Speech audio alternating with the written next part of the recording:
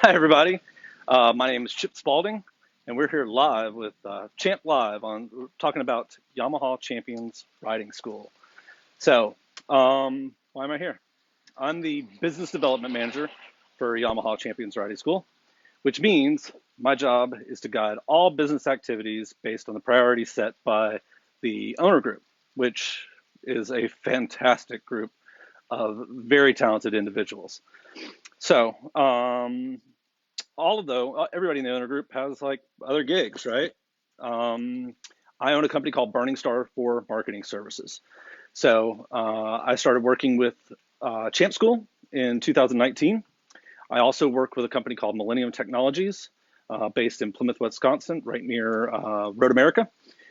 They do nickel silicone carbide plating on the inside of cylinder bores and do a massive amount of work for everybody in the industry. I also work for Into Track Days, the Into National Endurance Series by Dunlop, KWS Motorsports. I've worked with Kyle Wyman since 2013. I work with a bunch of people in the industry, and I've been doing it for a long time. I started working in the industry in 1998 when I was in college. I went and worked for a motorcycle dealership called Ron Ayers Motorsports. I grew up with my dad was a car guy, and I was in college and I couldn't afford to do car stuff anymore. So I thought I'd get into motorcycles because they had half the tires, and so I thought it would be cheaper. So boy, was I wrong, right? Um, so I got into motorcycles in the industry in 1998, stocking shelves at Ronner's Motorsports, trying to learn about motorcycles. After I got out of college, they asked me to run their mail order parts department, internet parts department, and we did that. When I took over, it was like $30,000 for the business a month. When I left, it was like $7.2 million for the business a year. So we grew that tremendously. During that time period, I started going club racing. Started working with a guy named Scott Carpenter, who kind of I owe this whole thing to. So Scott did a deal with me. We were sponsoring him through the shop. And I told Scott, I said, look, I want to go club racing. I want to learn how to race motorcycles. And he said, yeah, I'll make you a deal. You come to the racetrack with me, and you keep fuel on my bike, tires on my bike, brake pads on my bike. You work on my stuff, make sure my stuff's ready to go race, and I'll drag your race bike around and give you my takeoffs and teach you everything I know about racing. So, what a fantastic deal, right? So that's how I got into club racing.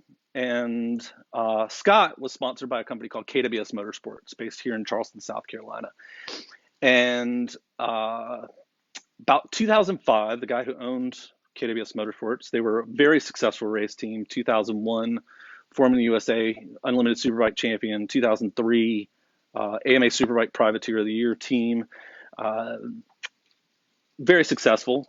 But about 2004, 2005, Kevin realized that he had two choices. He can continue racing, which he knew he needed to do to validate what he was doing with his race shop, or he could stay at the shop and do business because he was losing so much money being gone racing all the time.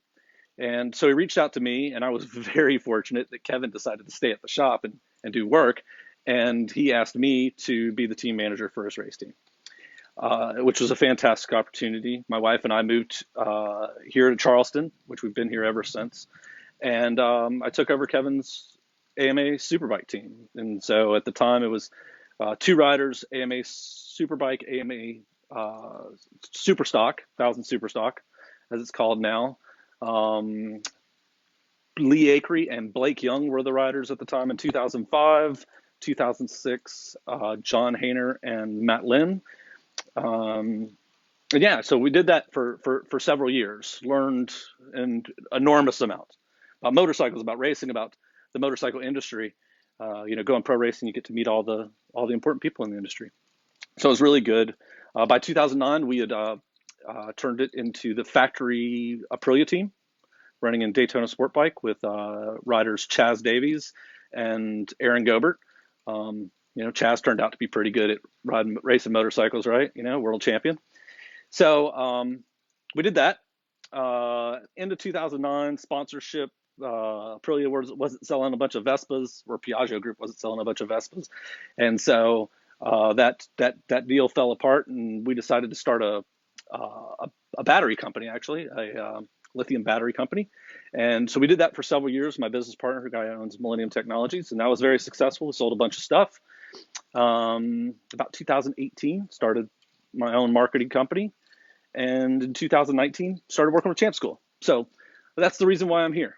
That's the reason why they let me in the room, right? There's lots of enormously talented people that work with the school, and how I fit in is just doing that. So business development, people I know in the motorcycle industry, racing, sponsorship. That's the reason why I'm here. So, top 3 tips for anybody getting into racing. Oof. If you want to go racing, the best advice I could give you is go racing.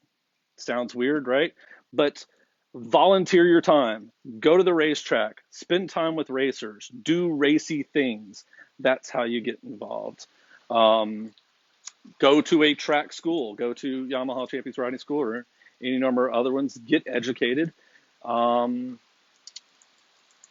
your craft and go racing. That's the biggies, volunteer your time. Nobody gets given to you.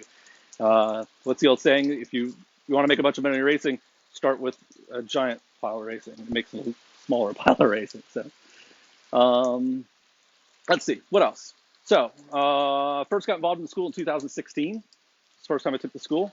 I was club racing, racing supermoto, and mini racing. And I crashed. Had a fell down, rolling turn 5, hurt myself, knocked a finger off,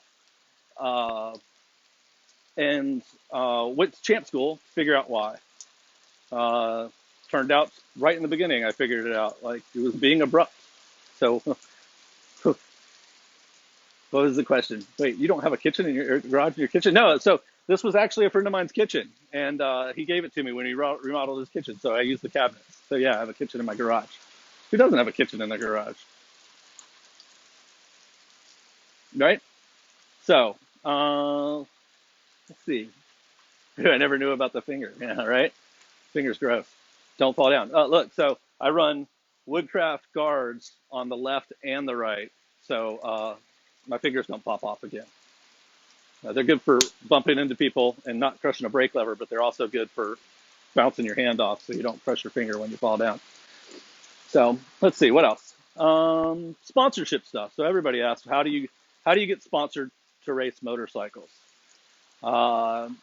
Here's the key. Provide value. Don't look for people that can give you money. Look for people who you can provide some sort of intrinsic value to. Somebody who you can help. And then the sponsorship will come. For club racers, people just getting into it, I always recommend local dealers. Go to your local dealer. They have access to all kinds of parts, and you can provide them a service with their local audience, right? So go and talk to their audience about club racing. Go talk to their customers about club racing. Set up track days with them. We have control riders at N2 who work with their local dealers, set up track days to come to us and ride with us at N2. But the club racer does it with the dealer. They're providing value. When you start to build that audience, now you can talk to manufacturers. You can talk to people who make sprockets, and you say, hey, look, you should sponsor me with sprockets because I'm going to tell my audience that your sprockets are good, and I work with this dealer who can then sell them your sprockets. So value, and this is top to bottom, right? So this is, you're a club racer, but when I'm talked to Kyle Wyman this morning, and we were talking about Superbike for next year, and talking about sponsorship, and what's always the first thing. Well, what can we provide this company? What value can we provide to them? Is it eyeballs? Is it brand recognition? Can we bring their people or their customers out to the racetrack and give them a great experience? That's how you get sponsorship. Provide value. So what was this? Does the school season end in October, even in California? No, we do schools all year round. So we've got our West Coast home is in outside of Tucson, Arizona, an Indy Motorsports Ranch, and we have October, November, and December schools. Um, we have a school in Buttonwillow in California on October 18th. So no, we're year round. January, we're working on the 2022 schedule, but January we will be at Homestead in outside of Miami, January 20th, 21st. Our friends at N2 will be there the 23rd and the 24th. So a fantastic event. Last year was so much fun. We went and it was 80 degrees and we rode motorcycles and we had a great time. In 80-degree weather, where all our friends were shoveling snow. So no, it was fantastic. So where do we get a question? What did I learn from the school to keep from falling down? Right. For me, it was two things that really helped a bunch. Recognizing 100 points of grip, recognizing how being abrupt, the tire will take a tremendous load, but not an abrupt load. I bought into the myth that I had to be more aggressive to go faster. I was out there, trying to get the lap time. So I'm getting on the gas harder. I'm getting on the brakes harder. Reached the limit, snap, fell down, over and over again, trying to go faster because I was trying to be more aggressive with the controls instead of being smoother with the controls. I would say the other bit that was really a revelation to me was the idea of falling down on an underloaded tire.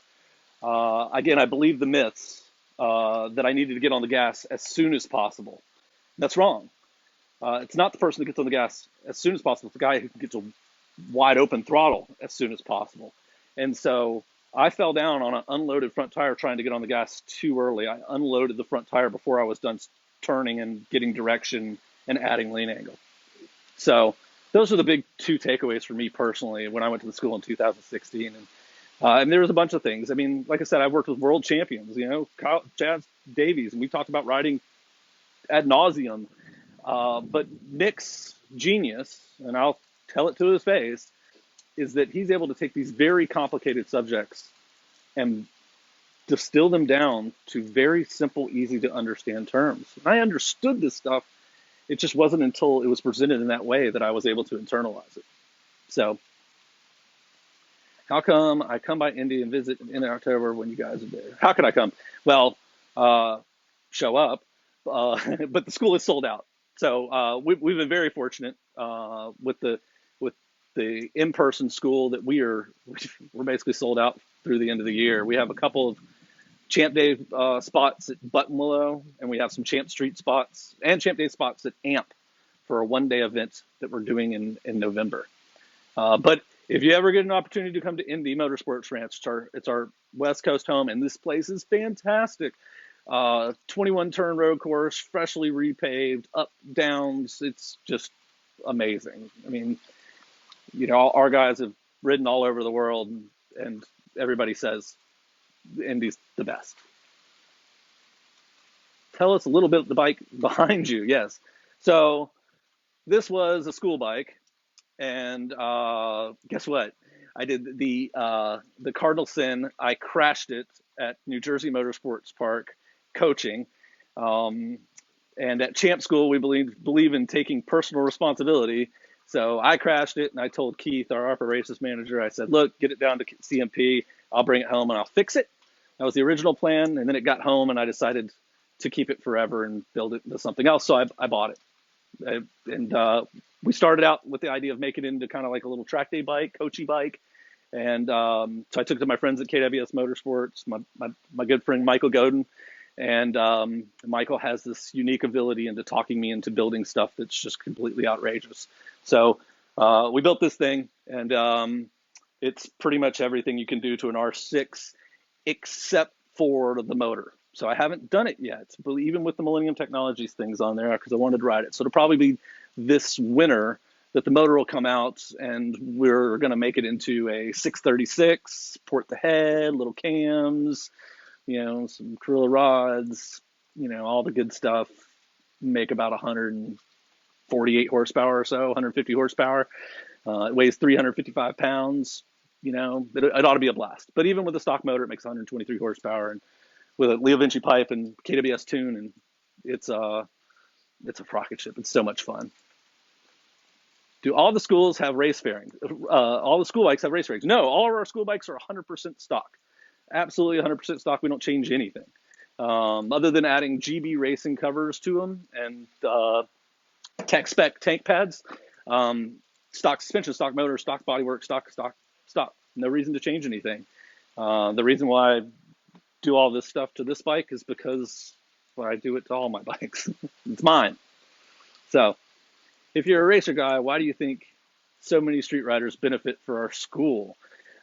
Because it's the same stuff. The motorcycle does not know if it's on a racetrack or it's on your favorite road or it's going down the highway. It doesn't know. All it knows is correct control inputs and incorrect control inputs.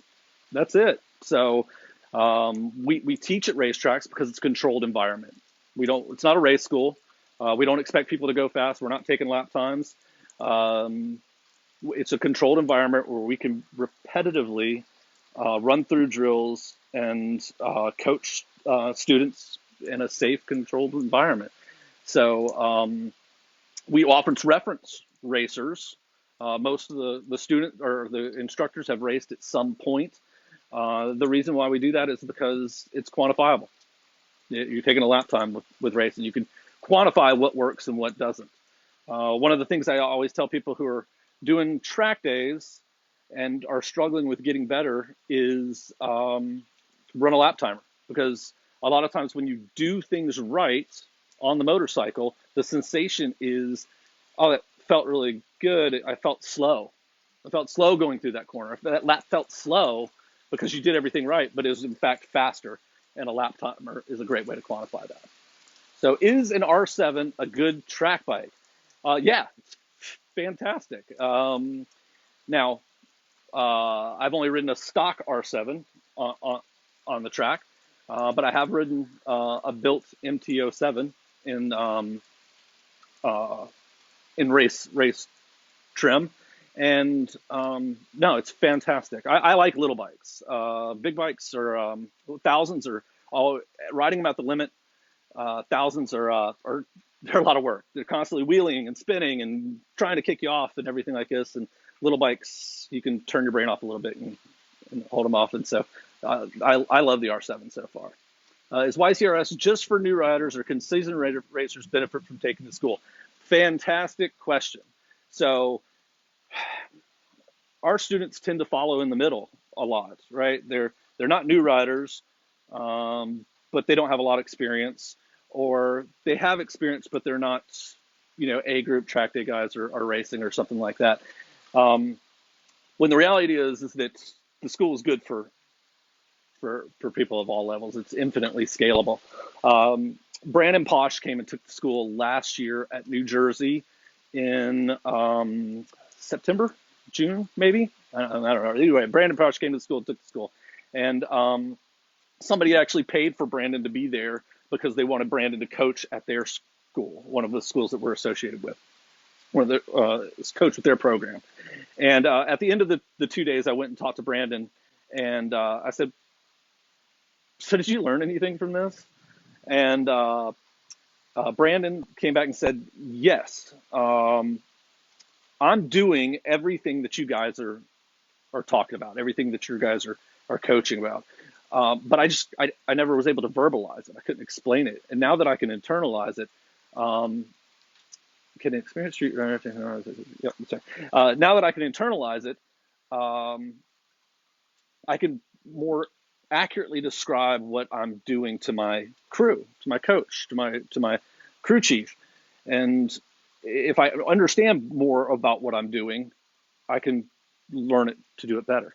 So, what data acquisition does the school use? We use the Y-Track stuff from Yamaha. It pulls data from the OEM ECUs. So nothing too deep. I use the AIM stuff on my bikes, but it can be a really, really deep rabbit hole of information. The Y-Track stuff works really well. It's pretty well flawless in how it pulls data.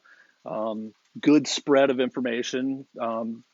It won't take analog inputs, so you can't run suspension potentiometers on it, but it does most of the good stuff. So throttle position, brake, lean angle, it works really good, and it's easy for students to understand. There was a question about taking an R1 M on your first track experience. Sure, yeah, absolutely, you can do it. Um, it wouldn't be something necessarily something I would recommend. Like I said, the same skills, techniques, the same stuff that we're practicing every day on an R7 or an R3 are exactly the same things you do on an R1M. Just on that R1M, everything happens a lot faster.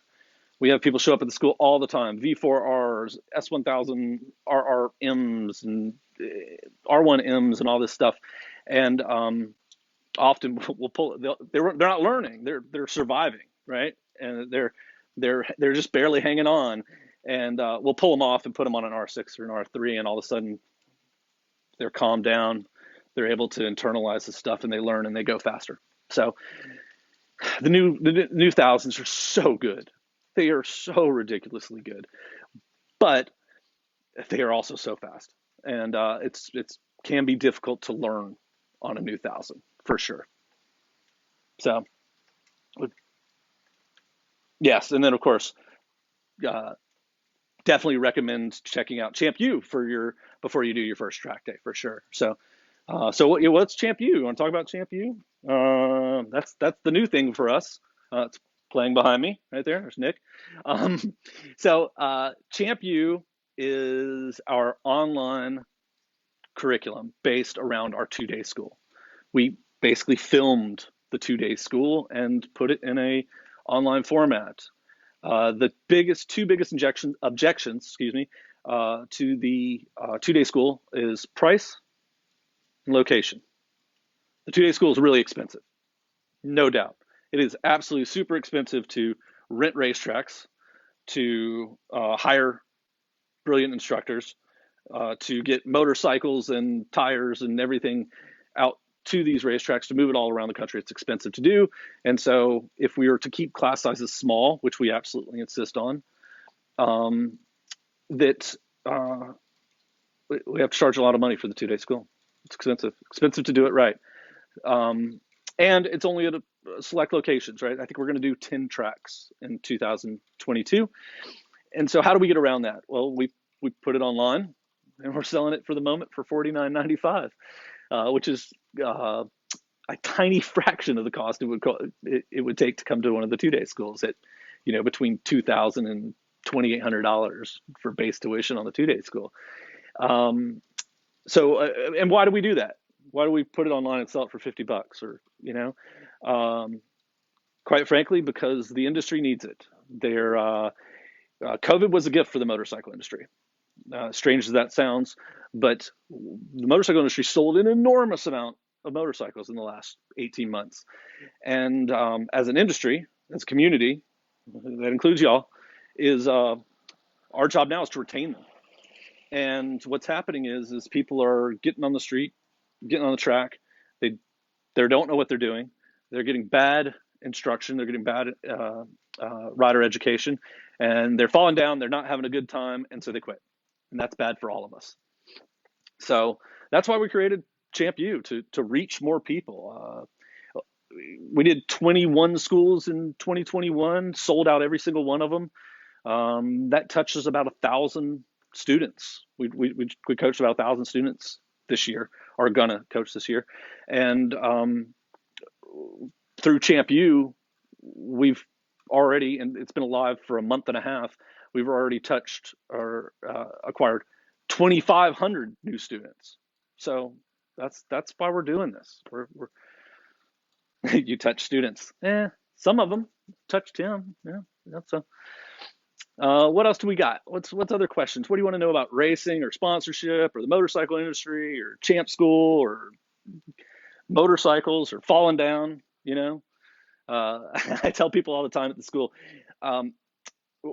we're not necessarily better riders than you or that you could be. What we come through or what we come with is the benefit of doing everything wrong at some point. I can tell you how not to do things because I've most likely done all those dumb things and crashed them.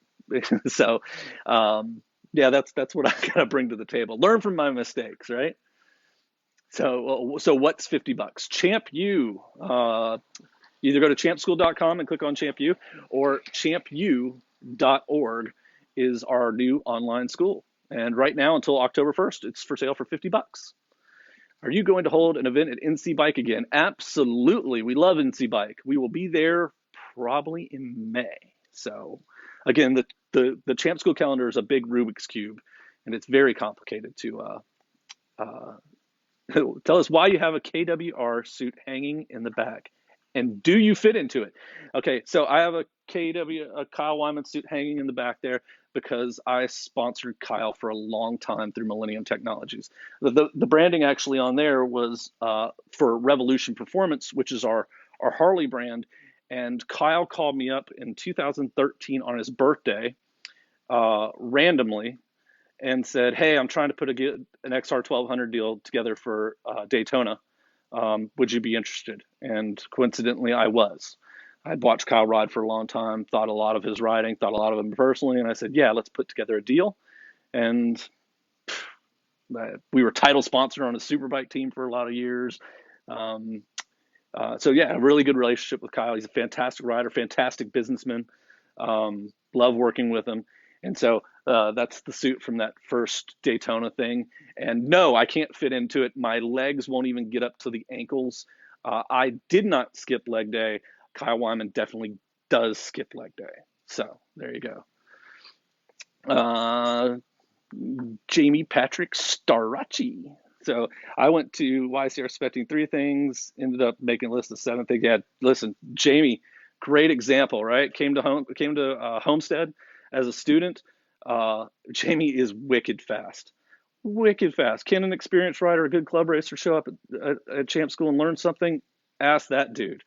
Uh, Jamie and I went to rode together at CMP a couple weeks ago, and everything he blew past me. Woo! He is wicked fast, really good rider, and great dude. So great person to ask if you know Jamie. He's around races Wera, CCS, does a bunch with N2, helps coach their ATP program, advanced training program, which is based on Champ School stuff. Great person to ask if an experienced rider would benefit from Champ School. I believe Jamie's taken ChampU too. I thought I saw his name on the customer list. So also a great person to see ask him if the online school was beneficial to him. So fantastic. What else we got? What do you think? What are we going to do for racing next year? Well, let's see. Talked to Kyle about racing for next year this morning. That I don't think that's been decided yet, but definitely going to race something. I'm going to try to do some endurance racing because it's awesome. You can do it with your buddies, win a bunch of money. So that's kind of my plan. I'm 50 years old, bought an $11.99 in February. I'm an inexperienced rider, but that is more interested in being more something. Proficient safety rider starting to get in a race and bug. Is ChampU a good place to start? Yeah, fantastic place to start, right? So it's everything. It's the textbook. ChampU is the textbook for the 2-day school. If you ever consider going to the 2-day school or doing anything with us, what a fantastic place to start. $50, you get the textbook. Read through it. Well, watch it. It's all video based because nobody reads books anymore. What do you do with these tiny hands? Yeah, fantastic place to start. And if you learn something from ChampU, then you go, yes, I absolutely want to go to the 2-day school. If you don't learn anything from it, you're at Champ School and you go, man, these guys are a bunch of idiots. I'm going to continue to get off the brakes before I turn into the corner. Then you don't have to come to the 2-day school. Easy peasy. You can come to the 2-day school after you fall down. Let's see. What else? What else we got? Show up, just graduated the basic. Yes, definitely. Had a woman last year at NC Bike show up with 400 miles on her Kawasaki Z400, and she night and day difference in 2 days. I just taught somebody at pit race, had never ridden a motorcycle before, put him on 2 wheels on a scooter in the first day. Now we don't do that program very often. It was a very special program for this one individual, but yes, we can do it. We had him on track by the second day. Well, YCRS helped me understand basic street setup as well as setting up bikes for racing. No, we don't really get much into the technical side of of of the sport. We don't really get into how to set up your motorcycle or we talk about a little bit of ergonomics. We definitely talk about suspension geometry and how you use the brake lever to get it. But we don't really get into the technical side because we want you to focus on the riding side, because you can't really take advantage of the technical side unless you're operating the motorcycle correctly as it's been engineered to be ridden. So, if there's a guy on the internet, very famous suspension tuner, who teaches this nonsense about what is it, brake, gas, turn. Um, if you're riding the motorcycle that way, if you're entering a corner, get on the brakes, let off the brakes, get on the gas, and then turn, uh, suspension setup won't help you at all. Great way to sell suspension stuff, but it won't help you. You're operating the motorcycle incorrectly. So let's figure out how to ride the motorcycle the way it was engineered to be ridden, and then we could start talking about how to tune it correctly and adjust suspension, adjust setup, and what setup means and that sort of stuff. So the 2-day school is an enormous amount of information. Just we call it drinking from the fire hose. And so I don't think we need to add in the technical side of it. I often get the side eye look from Nick when I'm talking too much, when I get too far down the technical rabbit hole, right? So let's see, what's this one? To those about asking about new riders, having a complete rider coach, something.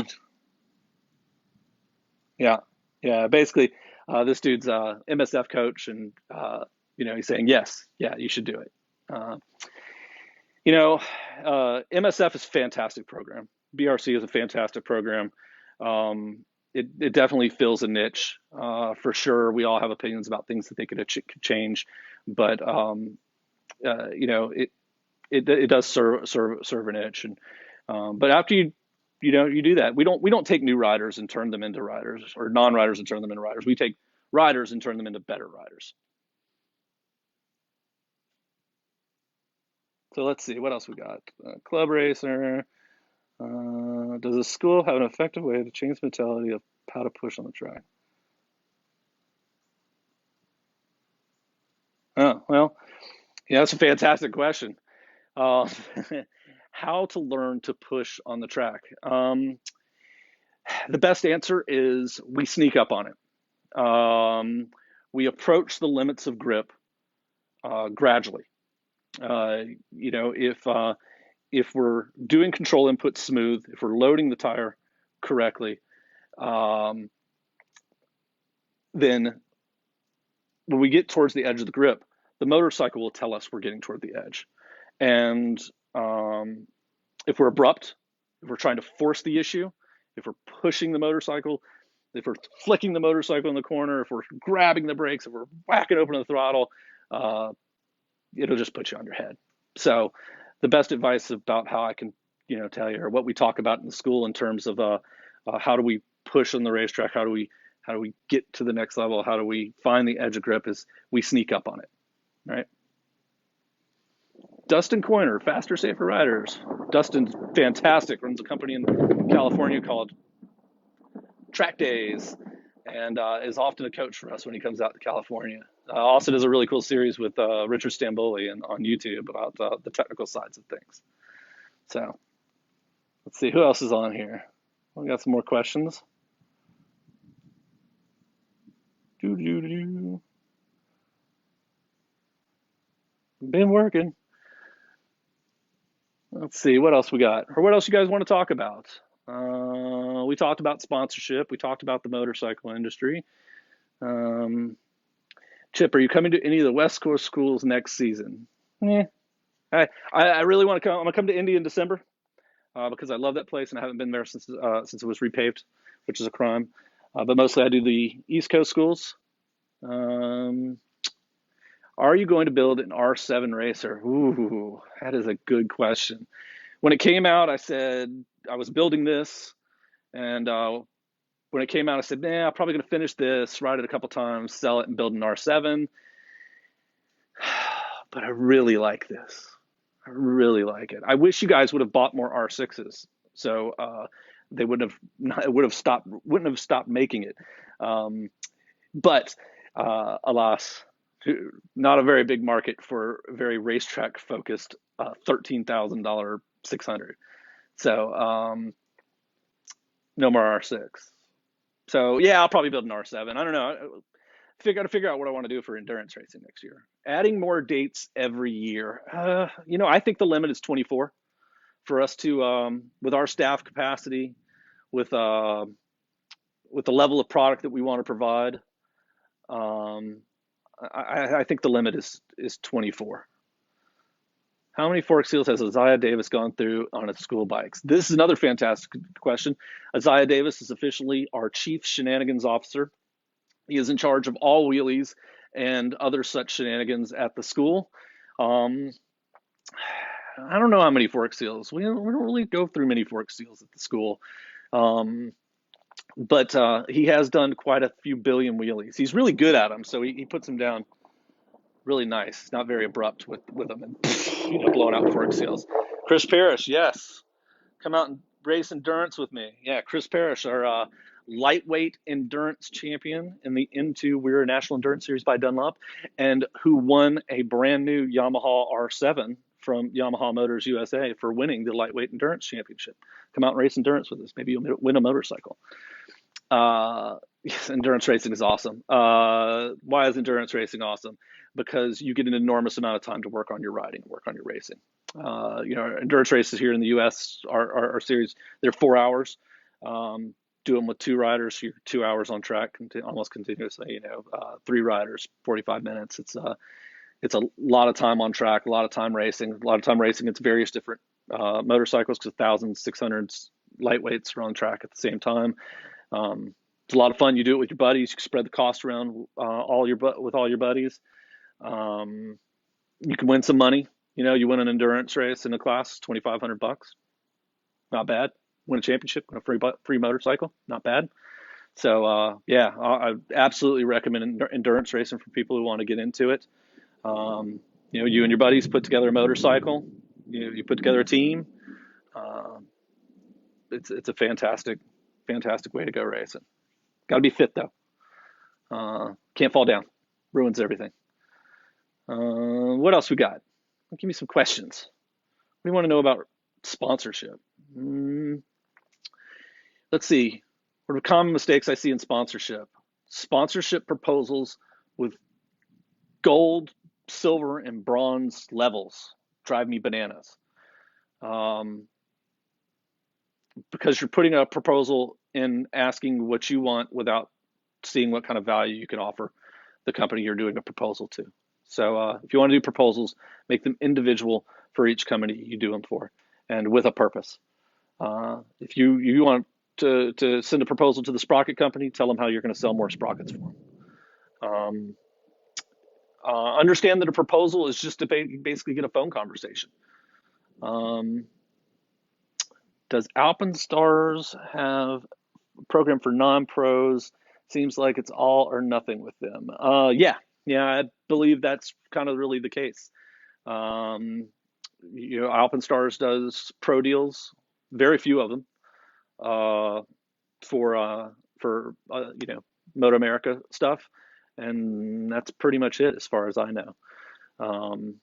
That's their marketing plan. I think there are probably some discount programs, but that's about it. That's all I know of. Does riding minis help develop racing bigger bikes? Absolutely. Love minis. Spent tons of time, hours of time on the ground, crashing my brains out at Josh Aaron's house. He has a track in his backyard close to me. Ride a lot at Carolina Motorsports Park at their kart track with a buddy Mike Casey puts on CMP Supermoto. What Minis does is, so Minis, I have an XR100 on 16-inch wheels with Bridgestone trail wings. What Minis do is they allow you to learn how to push the front of a road race motorcycle with very little consequence. Riding a dirt bike, riding flat track, that sort of stuff, great for learning how to slide with the rear. but no good with learning how to really load the front and push the front, and the front tires is how you turn a road race motorcycle. And so minis are fantastic. Lots of ways. It's a lot cheaper to be running a big bike. You can try different things, lower risk. Yes, yeah, what Emerson says. Um, like I said, I've got an XR100 CRF 100, and I don't believe I've ever ridden it without crashing. I basically ride it to ride it over the limit. Just tucking the front everywhere. Fantastic fun, and you're doing 25 miles an hour in full leathers, and you fall over and you slide 5 feet, pick it up, and ride it again. Um, I could not recommend it more. CRF 100s great.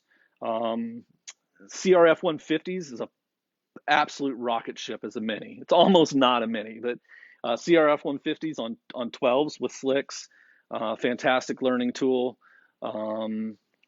KX65, great learning tool. 85s, two-stroke stuff. Just amazing learning tool. Get out there, spin an enormous amount of laps. Tires last forever. It doesn't hurt when they crash. Emerson, R3 on go-kart tracks are a blast too. Yeah, we did that at Pit Race, and it's a bit much. R3 is a bit much for a kart track, and if you crash it, you can actually hurt an R3. But loads of fun. KTM 65 on 12s. Yes, good. The Ovali stuff. Our friends at Rise Moto, Brandon Curtu, importing the Ovali stuff. I rode one of the Ovali, whichever one the new one is that's on 12s at Pit Race at their kart track. Oh my gosh, so much fun. So good. Bit on the pricey side compared to some of the other mini stuff, but thunderstorm. Sorry. Um, but fantastic fun and great educational tool. You get to really, if you got a mini, you got a Volley CRF 150, CRF 100, 65. You went and watched ChampU, went to the kart track with your mini. It would be a fantastic place to learn all these skills. You can get that thing to the limit of grip fairly easily with fairly little risk. To get that thing at the edge of grip on the front end takes a lot of commitment, and if you overdo it, it hurts and it's expensive. So, yeah, give me some questions. We'll keep going. If not, I'm going to start working on the 2022 ChampSchool schedule, so we can get that out to you guys. What did I say? Homestead in January. Yep, that's coming. Is there any other way to adjust rider sag on a traditional non-adjustable fork? Well, rider sag is just basically spring. So you're adjusting spring with preload. To be honest, rider sag, how much the bike sits in the stroke, either static without a rider on it or with a rider on it, is a decent place to start with setup. But it's kind of irrelevant. Really, you should be picking springs based on load, and so where the fork is in its travel under a load, grip, brakes, etc. And that's really kind of hard to determine with a static or rider sag. For instance, I'll reference Kai Wyman, right? So Kai Wyman's 5'8", 135 pounds or something like that. He may run springs that would be inappropriate for somebody who's 200 pounds at a static spring level, but because he can put so much force through the chassis, it's appropriate for him and his riding. So I don't really put a lot of importance on setting sag. Decent place to start, but other than that, not really much worth to it. So let's see what else we got. I'll go make it room for one more question, and then we're going to bounce. The school is definitely on my list to do. Love all the instruction videos. Please keep it up. Well, that's not a question. That's telling us how great we are. We already knew that. No, I'm just kidding. No, thank you.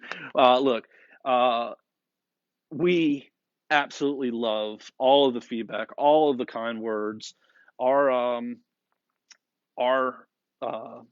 purpose is genuine. We really and truly want to help the motorcycle industry and help people enjoy motorcycles better. How do we load the tire while we're on full throttle? Well, you can't load the front tire when you're on full throttle, but you're absolutely loading the rear tire on full throttle. So if you're at full throttle, the rear spring is compressing, you're loading it, and that's rear spring. So that's a rear sag. So if you're at full throttle, there's no weight on the front. Will you be at Homestead? Absolutely. We had so much fun last year. So before braking. So again, if you're full throttle, you're not loading the front at all. You wouldn't load the front until you close the throttle and go to the brakes. Tire profiles, how can they vary so greatly from manufacturer to manufacturer? Well, each manufacturer is different. They have a different theory on how to maintain grip, acquire grip, that sort of thing. So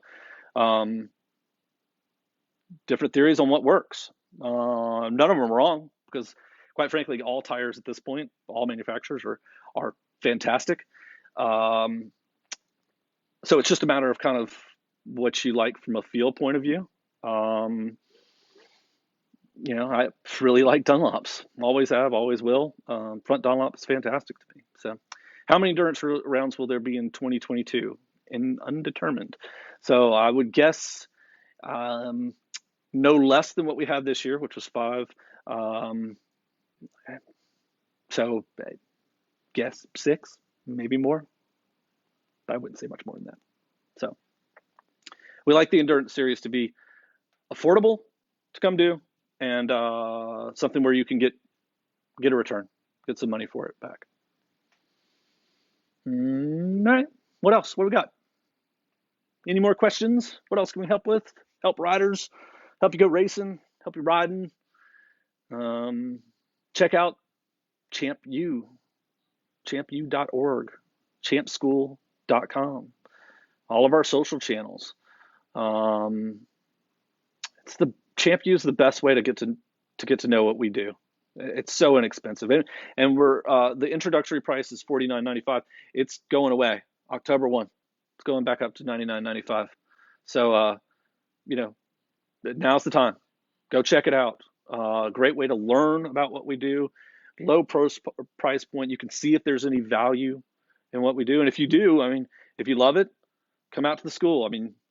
You can buy a calculus textbook, but that doesn't mean you know how to do calculus. You got to go to college to learn how to do it. So we feel the same way about ChampU. It's tons of information, lots of value, but the 2-day school is where it's at. How do I? Or one more question. Suggestions. How do I learn to use the rear brake? All right. So this will be the last question. We'll go over this real quick, and then we're going to bounce and work on some schedule stuff. So the rear brake is a fantastic tool for a lot of things. The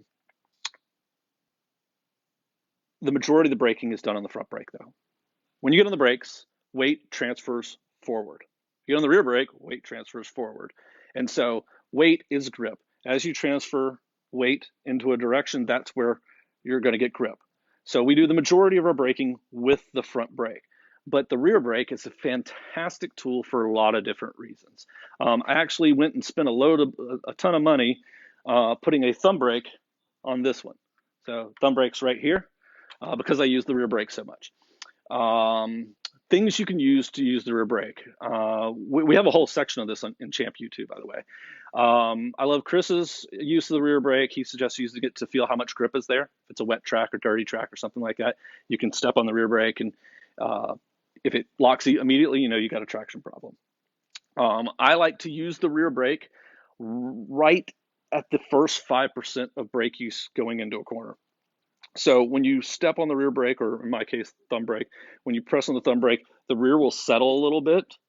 And then so when you go to transfer weight to the front, when you get on the brakes hard in the front, it's not as big a transfer. So I like to use it there. I use the rear brake as wheelie control. So coming out of 3C at New Jersey, going up the hill, there's a big wheelie hill there, or turn 5 at Road Atlanta. If you don't use the rear brake, or you don't have your electronics set in to interfere with it, you have to back out of the throttle some. I can just lean on a little rear brake, or lean on a little rear brake to control wheelie. I like to use the rear brake to control wheel spin. I feel like if I can hold it wide open and add a little rear brake and keep electronics from kicking in, it will go. The motorcycle will go faster. I also like to use the rear brake to tighten a line or transfer weight forward when the front brake would be too much.